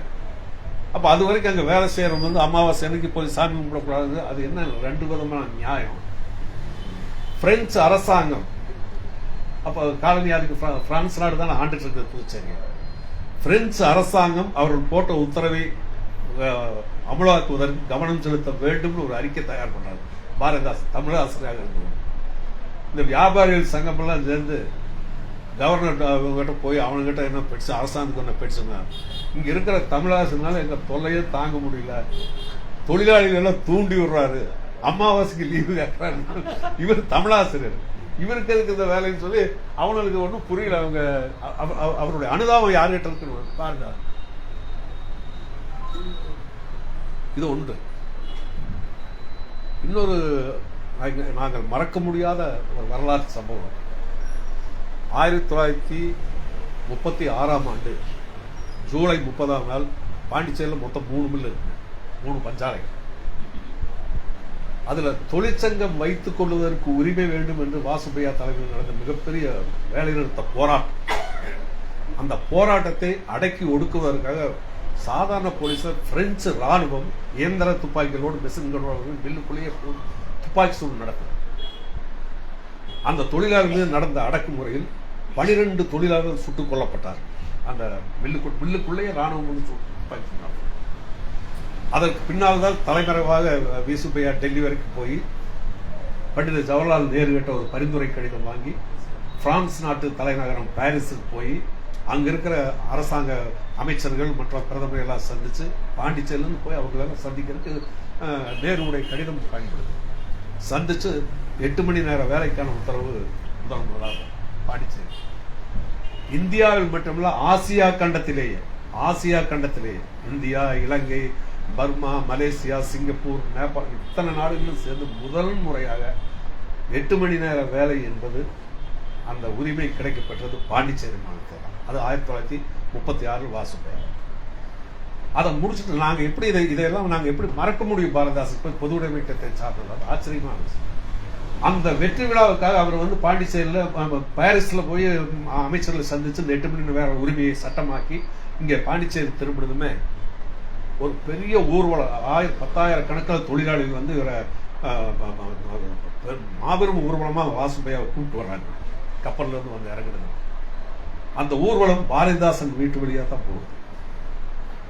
பாரதிதாசன் வீட்டு வழியா போறபோது இவர் வெளியே வந்து, இவர் ஒரு அரசு ஊழியர், அரசாங்க பள்ளி ஆசிரியர், கம்யூனிஸ்ட் கட்சி புகழ்பெற்ற தலைவர். அவர் கூட இவர் எந்த தொடர்பும் வைத்துக் கொள்ள முடியாத பகிரங்கம்னா. ஆனா இவர் போய் அந்த மாலை எடுத்துட்டு போய் இவருக்கு போட்டு, அப்பவே அன்னைக்கு பொழுதுவரை ஒரு வாழ்த்து பாடல எழுதி அவர் கூடவே கொஞ்சம் தூரம் நடந்து போறாரு. இது துப்பறியும் போலீஸ் எல்லாம் சொன்னா இவருடைய வேலையே போயிடும். வாசுபையா தடுக்கிறாரு, நீங்க வீட்டுக்குள்ளேயே இருங்க, நான் மறுபடியும் வந்து பாத்துக்கிறேன், ஏன்னா உங்களுக்கு என்னால வேலைக்கு ஆபத்து வரும்னு சொல்லுகிறாரு. ஆனால் அதையும் கூட பொருட்படுத்துறாரு. அப்ப அந்த துப்பாக்கி சூட்டில் இறந்த 12 தொழிலாளிகள், அவரை பற்றி இதுவரை வேற யாரும் அப்படி பாடினதில்லை.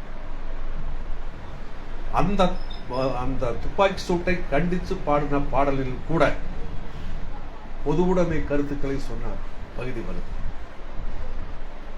மத விரோதங்களை மறந்து ஒற்றுமையை ஏற்படுத்துவேன், சமதர்ம கொள்கைகளை உரத்து முழங்குவோம் சொல்லி அந்த ரோடியர்மில் அந்த 12 பேர் துப்பாக்கி சூட்ல அந்த பாடல் மறந்தார். அப்ப அதுல அவர் எங்கேயுமே மூடத்தனத்தை எதிர்க்கிறது மற்ற இடத்துல சாதாரணமாக. இப்ப இன்றைய காலகட்டத்தில் அவர் மறைந்த பொழுது பொது உடைமை இயக்கம் வந்து பாரதிதாசன் புரட்சி கவிஞர் இறந்த பொழுது பொது உடைமை இயக்கத்தில் மற்றவரை விட அவரோடு நெருங்கி பழகிய வாசுபையா, கம்யூனிஸ்ட் கட்சி தலைவர் தான், அந்த உடலை சென்னையில் தான் இருக்கிற பொது மருத்துவமனை அங்கிருந்து பாண்டிச்சேரி கொண்டு வந்தது மட்டுமல்ல, இடுகாட்டில் அவருக்கு சிறப்பான இடத்தில், மக்கள் எதிர்காலத்தில் அஞ்சலி செலுத்த வேண்டிய இடத்தில் தான் அவரை அடக்கம் செய்ய வேண்டும் சொல்லி அந்த இடத்தை தேர்ந்தெடுத்து முதல்ல இருந்தார். இந்த வரலாற்றை நாங்கள் மறந்து விடுவதற்கு இல்லை. பொது உடைமை இயக்கத்தை சார்ந்து கட்டாயம் சொல்ல வேண்டிய ஒரு வரலாற்று சம்பவம். அந்த புத்தகம் அவருடைய பேட்டி கொடுக்க வந்தது. அப்ப பாரதிதாசன் இறந்த பொழுது வாசுபையா உயிரோடு தான் இருக்கார். அவர் கொடுத்த பேட்டி அதுல என்ன கொடுமைன்னா, இவ்வளவு புகழ்பெற்ற ஒரு மாபெரும் புரட்சி கவிஞனுடைய மனைவிக்கு பென்ஷன் கொடுக்கறது, ஓய்வூதியம் கிடையாது. பாரதிதாசன் மனைவிக்கு ஓய்வூதியம் கிடைக்கும். அப்ப அதுல வந்து எப்ப எது வரைக்கும் பாருங்க, சுதந்திரம் அடைந்த பின்னாலும் அந்த பென்ஷன் பாரதிதாசன் வந்து 64 தானே இறக்குறாரு. 64க்கு பின்னாலும் ஒன்றிய அரசு அவருக்கு அந்த ஓய்வூதியம் கொடுக்கல பாரதிதாசனுடைய மனைவி.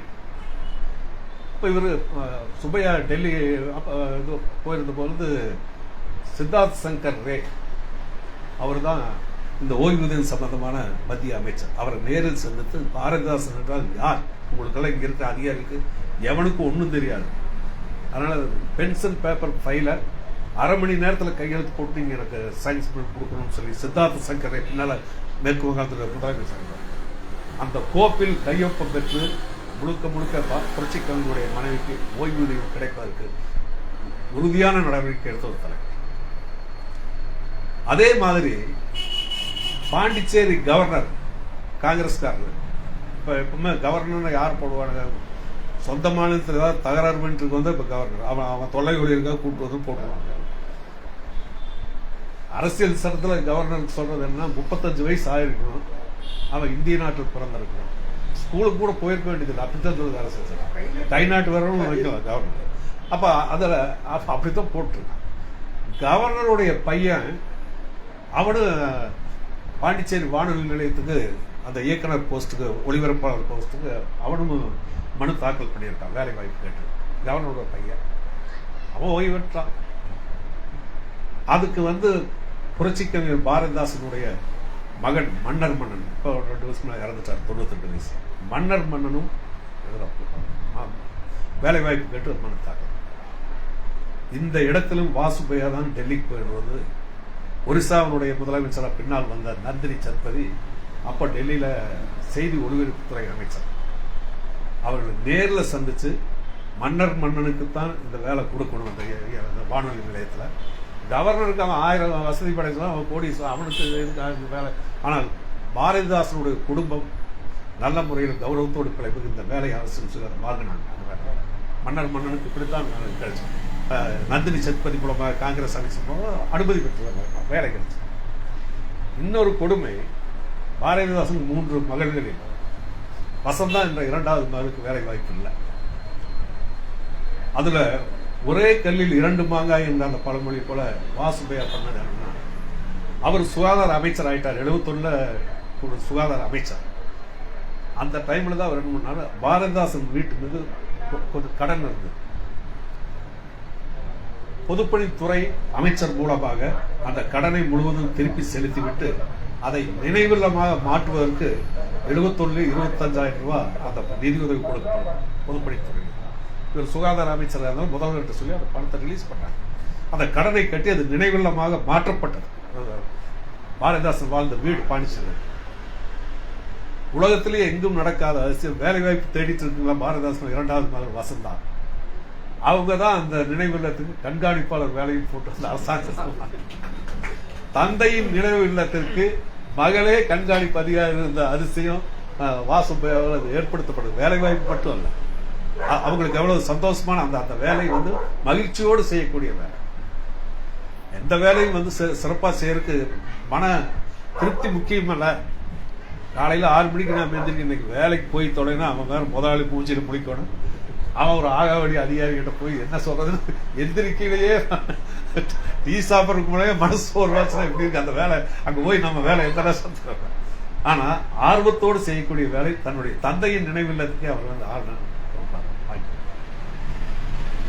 இதை விட எல்லாம் நாங்கள் வரலாற்றில் நாங்கள் பொது உடைமை இயக்கத்தை சார்ந்தவர்கள் நினைவுபடுத்திக் கொள்ள வேண்டியது, பிரெஞ்சு அரசாங்க ஆட்சியிலிருந்து பாண்டிச்சேரி விடுதலை பெற்றது 1954. 1954 தான் முதல் பொது தேர்தலில் வருது புதுச்சேரி. அந்த தேர்தலில் காங்கிரஸ் கட்சியை எதிர்த்து கம்யூனிஸ்டுகள் வாசுபையா தலைமையில் மக்கள் கூட்டணியில் ஒரு புதிய கூட்டணி உண்டாக்குறாங்க. வாசுபையா தலைமையில் மக்கள் கூட்டணி. மக்கள் கூட்டணியுடைய வேட்பாளர் பாரதிதாசன். காசுக்கடை தொகுதியில பல பேர் நம்மளால என்ன பாரதிதாசன் எம்எல்ஏ இருந்தாராம். ஏன்னா எந்த தலைவரை பற்றி நம்ம அதிகமா தெரிந்து கொள்ளலாம். அப்ப பாண்டிச்சேரியில் காசுக்கடை தொகுதியில் நின்று மக்கள் கூட்டணி வெற்றி பெற்றார். மக்கள் கூட்டணி வெற்றி பெற்றது 19 தொகுதிகள். மொத்தமே 19 + 18 27 37 தான் சட்டமன்றம். 19 இடங்களில் மக்கள் கூட்டணி வெற்றி பெறுகிறது. காங்கிரஸ் கூட்டணி 18 இடங்கள். இன்னும் ஒரு ஆளை இப்ப நம்ம பிஜேபி பண்ணிட்டு இருக்கல எல்லா மாநிலத்திலையும் முதலமைச்சரே அவங்க கட்சியே ஒரு எம்எல்ஏ கூட இல்லாம ஆட்சியே மாற்றுகிற மாதிரி இவர் வீட்டிலேயே படுத்து தூக்கிட்டு இங்கேயே சாப்பிட்டு வாசுபையா கிட்டவே வலதுகிற மாதிரி சுத்திட்டு இருந்த ஒரு ஆள். அவர் ரொம்ப நம்பிக்கையான ஆளா இவர் நம்பிட்டு இருந்தது வாசுபையா எதார்த்தமா. அத முதல்ல ஆட்சி அமைக்கிறதுக்காக காங்கிரஸ் ஒரு புரோக்கர் அனுப்பிச்சுட்டு முதல்ல புரட்சி கவிஞரிடம் தான் பேசுறாங்க. நீங்க அணி மாறிடுங்க, கட்சி மாறிடுங்க, உங்களுக்கு கல்வி அமைச்சர் பதவி கொடுக்கப்படும். இது மன்னன் அவருடைய மகன் கொடுத்திருக்கக்கூடிய பேட்டியில புத்தகத்தில் இருக்கு. அவர் கல்வி அமைச்சர் பதவி, நீங்க அந்த கட்சி மக்கள் கூட்டணியிலிருந்து காங்கிரஸுக்கு மாறிடுங்க. அது மன்னன் அந்த பேட்டியில் சொல்றாரு. அவருடைய ஆக்ரோஷம் என்பது, நேர்மை என்பது கவிதையில் மட்டுமல்ல சொல்றது. வீடு தேடி வந்ததால் உதைபடாமல் போய்விடும். அதாவது நம்ம வீட்டுக்கு வந்தவன நாமளும் உதைக்கிறது நாகரிகம். அது சொல்லவே வேண்டியதில்லை. அவருடைய அந்த சொற்கள் இல்லை. அப்ப அவர் கட்சி மாறுறதில்லை. சட்டமன்றத்தில் தலைவர், சட்டமன்ற குழு ஒருத்தன் போயிடுறான். இவர் ரொம்ப நம்பிட்டு இருந்த ஒருத்தன் அந்த பக்கம் போய் அவங்க ஆட்சி அமைச்சிடறாங்க. எதிர்கட்சியாக மக்கள் கூட்டணி. அதில் தலைவர் வாசுபையா, துணைத் தலைவர் பாரதிதாசன். அப்படி இருக்கிற போதுதான் வாசுபையாவே பாரதிதாசனிடம் சொல்லி ஒரு தீர்மானத்தை சட்டமன்றத்தில் முன்மொழிகிறாங்க எதிர்கட்சிகள். பாரதியாருக்கு புதுச்சேரியில் பல்கலைக்கழகம் அமைக்க வேண்டும் பாரதியார் பெயரில். அது பாரதிதாசன் தான், ஏன்னா அவருக்கு குரு. அப்போ இங்கே அமைக்கணும்னு சொல்கிறார். அது அங்கே நிறைவேறல. கடைசியில் கோயம்புத்தூருக்கு அந்த வாய்ப்பு கிடைச்சதுன்னு வைங்க. அதில் வந்த துணைவேந்தர் அத்தனை பேருமே இன்னைக்கு ஜெயிலில் இருக்கான். பாரதியார் பேரில் வந்தவன் அத்தனை பேர். அவனுங்க என்ன இப்போ சின்னம்மா மேடத்தோடு சேர்ந்து அவன் ஒரு பட்டியலே போட்டு பேராசிரியருக்கு இவ்வளவு, துணை பேராசிரியருக்கு இவ்வளவு, எழுத்தருக்கு இவ்வளவுன்னு போட்டு அது போட்டு அதுலேருந்து 100 ரூபா வரந்தாலும் கூட வாங்கலவனுங்க. அப்படி ஒரு கனவிதி இருந்தால் உள்ள இருக்கவன் இந்த இதை வச்சா. அதான் பாரதியார் பேரை கெடுக்கிறது எத்தனை பேர். ஆனால் அது பாண்டிச்சேரியில் வரவில்லை, இங்கே தான் கோயம்புத்தூருக்கு வந்தது. அப்போ இந்த அளவுக்கு வாசுபையா அவர் குடும்பத்தோடு அவர் கதை செய்தார். இந்த உதவிகளை சொல்றதாக இல்லை, அவருடைய அருமை பெருமையை தெரியும் பாரதிதாசன். அதுதான் முக்கியம். ஏதாவது உதவி பண்ணாரு, பென்ஷன் வாங்கி கொடுத்தாரு, வீடு கடன் தீர்த்தாரு, நினைவகம் அமைச்சாரு, சமாதி கட்டினாரு, அந்த அர்த்தத்தில் இல்லை. அவருடைய அருமை பெருமையை, கவிதை ஆற்றலை தெரிந்து கொண்டு பண்ணார். இந்த அளவுக்கான ஒரு மாபெரும் கவிஞனை நாம் முடிக்கும் முன்னால் சொல்ல வேண்டியது, பாரதியும் பாரதிதாசனுடைய இன்றைக்கும் ஏன் தேவைப்படுகிறார்கள் என்று சொல்லி முடிச்சாங்க. அது அசரப்பள்ளி சொல்ற போது சொன்னார், இந்த ஒரு நெருக்கடியான அரசியல் காலகட்டத்தை நாம் கடந்து கொண்டிருக்கிறோம். பாரதிதாசன் தொடர்ந்து பாடியது மத எதிர்ப்பு, ஜாதி எதிர்ப்பு, மூட நம்பிக்கை எதிர்ப்பு, பகுத்தறிவுக்கான ஆதரவு, பொது உடைமை கொள்கைக்கு ஆதரவு என்று வருகிற போது மிக மிக முக்கியமாக முதலிடம் கொடுத்தது இந்த மூட நம்பிக்கை ஒழிப்பு, பகுத்தறிவு பிரச்சாரம் முன்னிடம் கொடுக்கிற பாரதி. இப்ப இன்றைய காலகட்டம் மீது அந்த இன்றைக்கு பாரதிதாசன் தேவைப்படுவதற்கான காரணம் நான் நினைக்கிறது, ஒரு நாட்டின் பிரதமரே வெளியெங்காவது ரோட்ல பேசியிருந்தாலும் மேடையில் பேசியிருந்தாலும் கூட நாம் பொறுத்துக்கிறோம். மும்பையில், பம்பாயில் விஞ்ஞானிகளோட மாநாடு, வேற சாதாரண வேற எவனோ மாநாடு இருந்தாலும் பரவாயில்ல, விஞ்ஞானிகளோட மாநாடு நடக்குது, சயின்டிஸ்டோட கான்ஃபரன்ஸ். அதில் கலந்துட்டு பிரதமர் பேசுறாரு. விநாயகருக்கு அவருக்கு முதல்ல மனித தலை தான் இருந்தது, அது எடுத்துட்டு யானையினுடைய தலை வந்ததுக்கு இப்போ பல புராண கதைகள் இருக்கு. சிவபெருமானே தலையை வெட்டிட்டு யானையினுடைய தலையை அங்கே வெட்டினார். இந்த கதையை நம்பக்கூடிய ஒரு பிரதமர் அந்த விஞ்ஞானிகள் மாநாட்டை சொல்றாரு, நான் என்ன சொன்னேன், நம்ம இந்தியா 5000 ஆண்டுகளுக்கு முன்னாலே பிளாஸ்டிக் சர்ஜரி இருந்தது. இந்தியா பிளாஸ்டிக் சர்ஜரி அறிவியல், மருத்துவ அறிவியலுடைய விளைவுதான் விநாயகர் உருவம் அப்படின்னு ஒரு சொல்றான். இது இந்த குழந்தை மாணவர்கள் படிச்சா என்ன கதியா. இன்னொருத்தன் ஹர்ஷவர்தனன், அவன் மத்திய சுகாதார அமைச்சர், அரசியல்வாதின்னு கூட அவன் அரசியலுக்கு வர்றதுக்கு முன்னாடி அவன் ஒரு MS படிச்ச டாக்டர். அவன் பிஜேபியினுடைய அமைச்சர் ஹர்ஷவர்தன். அவனும் இந்த மாநாட்டில் கலந்துக்கிறான். கலந்து அந்த ஆள் என்னங்கிறான், கர்ணன் பிறந்த கதை உங்களுக்கு தெரியும். சூரிய பகவானுக்கும் பூமியில் இருந்த குந்தி தேவிக்கும் பிறந்தவன் அவன். அந்த ஹர்ஷவர்தன் அதே விஞ்ஞானிகள் மாநாட்டில் பேசுறான். இதை பார்த்தீங்களா, நான் சொல்லல 5000 ஆண்டுகளுக்கு முன்னாவே பாரத நாட்டில் டெஸ்ட் டியூப் பேபி இருந்தது. ஒருத்தர் பிளாஸ்டிக் சர்ஜரிங்கிறான், ஒருத்தர் டெஸ்ட் டியூப் பேபிங்கிறான். இன்னொரு அமைச்சர் அவன் சும்மா இருப்பான், போட்டி, அவனுக்குள்ள மூடத்தனத்தை பேசுறது போட்டி. இன்னொருத்தன் பேசுறான், அவர் ஒரு அமைச்சர். அந்த ராவணன் இலங்கையிலிருந்து இந்தியாவுக்குள்ள தானே சீதையை கடத்திட்டு போறான் புராணப்படி. அப்ப அவர் விமானத்தில் தான் வந்தார், நீச்சல் அடிச்சுட்டு வரல, படகுல வரல, மோட்டர் போட்டு விமானத்தில் தான் வந்ததாக தான் அந்த புராணத்தில் சொல்லப்பட்டிருக்கு. அப்ப சீதையை கவர்ந்து போறது அதே விமானத்தில் தான் பார்ப்ப. ஜடாயு போய் வழிமறிக்குது, அதை கொண்டுட்டு பார்த்து அந்த விமானத்தில் போயிடறான் புஷ்பகமா. இந்த ஆள் பேசுறான் இன்னொருத்த சியாமலா தேஷ்முக்னு சொல்லிட்டு, அவன் ஒரு அமைச்சர், உள்துறை துணை அமைச்சர். அவன் பேசுறான் அந்த மாநாட்டில் 5000 ஆண்டுகளுக்கு முன்னாலே இந்தியாவில் விமான தொழில்நுட்பம் கொடிகட்டி பறந்து கொண்டிருக்கிறது. இப்பவாவது நாட்டுக்கு நாடுதான் விமானம் போயிட்டு இருக்குது, கண்டம் விட்டு கண்டம் செவ்வாய் கிரகத்துக்கு விமானம் போயிட்டு இருந்த காலத்தில் இது. அப்புறம் நாம இப்ப இது பாரதிதாசனுடைய மூடநம்பிக்கை ஒழிப்பு. பாரதிதாசன் இதை விட வேற எந்த காலத்தில் தேவைப்படும். இப்ப சித்திரை 1ஆம் தேதி ராமநாதபுரம் ராமநாத சுவாமிகள் இருக்க ராமநாதபுரம் ராமேஸ்வரம் கோயில், அதுக்குள்ள சித்திரை 1ஆம் தேதி பஞ்சாங்கம் படிக்கிற வழக்கு இன்னைக்கு இருக்கு. 100-200 வருஷமா சித்திரை 1ஆம் தேதி இன்னைக்கு ராமநாதபுரம் ஜமீன் மன்னர் ஃபேமிலி குடும்பத்திலிருந்து கொடுக்கக்கூடிய பஞ்சாயத்து கொண்டாந்து இந்த சித்திரை தொடங்குற நாள் அன்னைக்கு இந்த வரக்கூடிய ஒரு வருஷம் இந்தியா தமிழ்நாடு எப்படி இருக்குன்னு சொல்லி அந்த பஞ்சாங்கத்தில் எதிர்காலத்தை கணிக்கிறதுக்கு வந்து அதுக்கெல்லாம் பூஜை பண்ணி அந்த ஓலைக்கெல்லாம் இது பண்ணி மஞ்சள் தடவி பெரிய பூஜைகளை யாக வளர்த்து எல்லாம் ஒரு 500-600 பேர் முன்னாடி தான் உட்காந்து அதை பஞ்சாங்கம் சொல்கிறான். இப்போ இது நடந்து போனவரை இது தினமலர் வந்திருக்கு.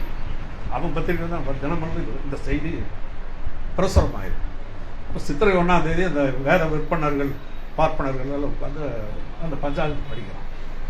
ஆனால் எங்களுக்கு ஒரு சந்தோஷம், அந்த பஞ்சாங்கத்தில் என்ன வருதுன்னா அவர் படிக்கிற பஞ்சாங்கத்தில் வரக்கூடிய இந்த இந்த இந்த ஆண்டுல மோடி எல்லா சொத்தையும் பொது சொத்தை வித்துருவான்னு வருது. அவன் அரசு எங்களை கூட அரசியல் பேசலாம். ஜோசிகாரா இந்த பஞ்சாயத்து அது உண்மை, அது அது எல்லாம் வித்து முடிச்சிருவாங்க தானே. அப்புறம் இன்னொரு சாமியார் அவர் படிக்கிறார். அது அங்க வந்திருந்த மடாதிபதிகள் 2 பேர் வந்து அதில் கலந்துட்டாங்க. அவங்க முன்னால்தான் இதெல்லாம் படிக்கணும். அவனுக்கு பயப்படுத்த அவனுக்கு ஒரு கிளி ஊட்டுறதுக்காக அந்த பஞ்சாயத்தில் மொத்தம் 11 பலன்கள் சொல்றாரு. யார் இந்த பஞ்சாயத்துலேருந்து படிக்கிறாங்க. ஒரு பலன் என்ன நடக்குங்கிறதுல சாமியார்களுக்கும் மடாதிபதிகளுக்கும் வரக்கூடிய காலம் மிக மோசமாக இருக்கும். அவங்க மிரண்டே போயிட்டானுங்க. அவனுக்கு ரொம்ப மோசமான காலகட்டம்னு சொல்றாங்க. அதே மாதிரி மூணாறில் வெள்ளம் வரும்னு மொத்தம் 11 ஆபத்தில் படிக்கிறான். பொதுத்துறை நாசமாகும், மடாதிபதியில் சாமியாருக்கு ஆபத்து ஏற்படும், மூணாறில் வெள்ளப்பெருக்கு ஏற்படும், அப்புறம் உத்தரப்பிரதேச பீகார் அப்படி வரும், இதெல்லாம் வரும். கோழிகளுக்கு புதிய வகையான நோய் வந்து லட்சக்கணக்கில் கோழிகள் சாகுங்க. சித்திரை 1ஆம் தேதி எழுதி வச்சிருக்கு. அதில் இருக்கு இந்த 11 இதுவும் வருது. கோழிகளுக்கு ஒரு புதிய இந்தியா புதிய ஒரு தொழில்நுட்பத்தை கண்டுபிடித்து உலகத்தில் மிகுந்த புகழ் அடையும்னு அது ஒன்று வேற இடையில படிக்கலாம். எப்படி டெஸ்ட் டியூப் பேபி கதை, விநாயகருடைய பிளாஸ்டிக் சர்ஜரி கதை, புஷ்ப விமானம் கதை நடக்கிற இந்த நாட்டில் போய் புதிய தொழில்நுட்பம் கண்டுபிடிச்சு அது வந்து உலகத்தில் இந்தியா புகழ் பெறும்னா அது ஒரு படிக்கிறான் அந்த பஞ்சாயத்து. எனவே ஆட்சியில் இருப்பவர்களே இப்படி ஒரு மூட நம்பிக்கைகளை பரப்பிக் கொண்டிருக்கு. இந்த காலகட்டத்தில் அவர் அந்த பாடின பாரதிதாசனுடைய அத்தனை பாடல்கள் மூட நம்பிக்கை எதிர்ப்பு, ஜாதி எதிர்ப்பு, மத எதிர்ப்பு, பகுத்தறிவு பிரச்சாரம், சுயமரியாதை, அனைத்து வகையிலும் அவர் நம்மோடு இருக்க வேண்டிய அணி. முற்போக்காளர்கள் அத்தனை பேரும் அவங்க எந்த அரசியல் இயக்கத்தில் வேணா இருப்பாங்க. முற்போக்காளர் என்று சொல்லிக் கொள்ளக்கூடிய யாராக இருந்தாலும் அவர்கள் அத்தனை பேரும் அவர் பாரதிதாசன் நம்முடைய அணியாக கருத வேண்டும். பாரதியாரும் நம்முடைய அணிதான். அதில் இருக்கக்கூடிய அந்த அப்படிப்பட்ட அந்த பாரதிதாசனுடைய அந்த புகழை பரப்புவதில் எல்லா முற்போக்காளர்களும் பங்கெடுத்துக் கொள்ள வேண்டும் என்று இந்த நேரத்தில் கேட்டுக்கொண்டு சில கருத்துக்களை உங்கள் மத்தியில் சொல்வதற்கு வாய்ப்பு கொடுத்த முத்தூசி குருசாமி படிப்பு பொறுப்பாளர் அனைவருக்கும், பொறுமையாக கேட்ட உங்களுக்கும் என்னுடைய நஞ்சார்ந்த நன்றியை சொல்லி கொடுத்துக்கிறேன். நன்றி.